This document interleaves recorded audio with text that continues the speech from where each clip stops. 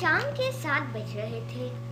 تینوں بچے اپنے کمرے میں بیٹھے پڑھائی میں مصروف تھے کہ طلحہ کمرے میں داخل ہوا اور بولا، جیسے کہ آپ سب کو پتا ہے کہ کل 5 فروری ہے اور امی نے یہ بھی بتایا کہ کل ہم سب کی چھٹی ہے۔ یہ سن کر منی معصومیت سے بولی، کیوں؟ کل ہماری چھٹی کیوں ہے؟ حسن بولا، لو بھائی، تمہیں اتنا بھی نہیں پتا، کل کشمیر ڈے ہے اس لیے ہماری چھٹی ہے۔ طلحہ بولا، لیکن یہ بات تو مجھے بھی سمجھ نہیں آتی کہ ہم کشمیر ڈے مناتے کیوں ہیں۔ اب تو سب بچے ہی سوچ میں پڑ گئے۔ سبل بولی، آئیڈیا، ایسا کرتے ہیں آپ ہی سے پوچھتے ہیں۔ ابھی اس نے اپنی بات ختم ہی کی تھی کہ آپ ہی کمرے میں آ گئی اور بولی، آپ نے مجھ سے کیا پوچھنا ہے بچوں؟ آپ ہی ہم نے آپ سے پوچھنا ہے کہ ہم لوگ کشمیر ڈے کیوں مناتے ہیں۔ آپ ہی بولی، آؤ سب میرے کمرے میں آ جاؤ، آج میں وہ کشمیر کی کہانی سناتی ہوں۔ بات یہ ہے کہ جب پاکستان بنا تھا تو فیصلہ ہوا تھا کہ برِ صغیر کے جن علاقوں میں مسلمان زیادہ ہیں وہ پاکستان کا حصہ بنیں گے اور جن میں ہندو زیادہ ہیں وہ انڈیا میں شامل ہوں گے۔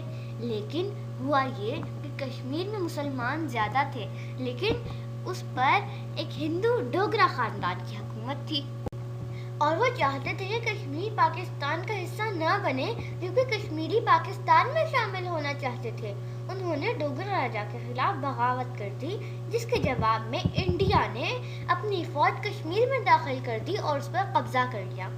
لیکن نہ ہی یہ بات کشمیریوں نے اور نہ ہی پاکستانیوں نے مانی کہ کشمیر انڈیا کا حصہ بنے اور یہ مسئلہ اقوام متحدہ تک جا پہنچا۔ اقوام متحدہ کیا ہے آپ ہی؟ اقوام متحدہ ایک تنظیم ہے جو دنیا بھر کے مسائل حل کرتی ہے۔ اس نے فیصلہ کیا کہ الیکشن کروایا جائے اور کشمیری ووٹ دیں کہ وہ کس ملک کا حصہ بننا چاہتے ہیں۔ لیکن انڈیا نے اب تک الیکشن ہی نہیں کروایا اور اب تو گزشتہ 1.5 سال سے لاک ڈاؤن اور کرفیو لگا رکھا ہے۔ وہ کشمیریوں پر بہت ظلم کرتے ہیں اور زبردستی کشمیر پر قبضہ کر رکھا ہے۔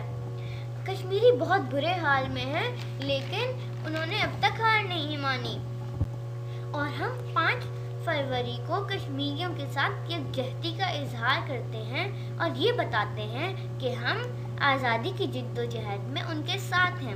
ہمیں ان کے لیے بہت زیادہ دعا کرنی چاہیے۔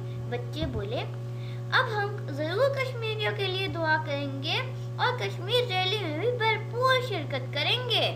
خطۂ دلگیر کی خاطر بگڑی ہوئی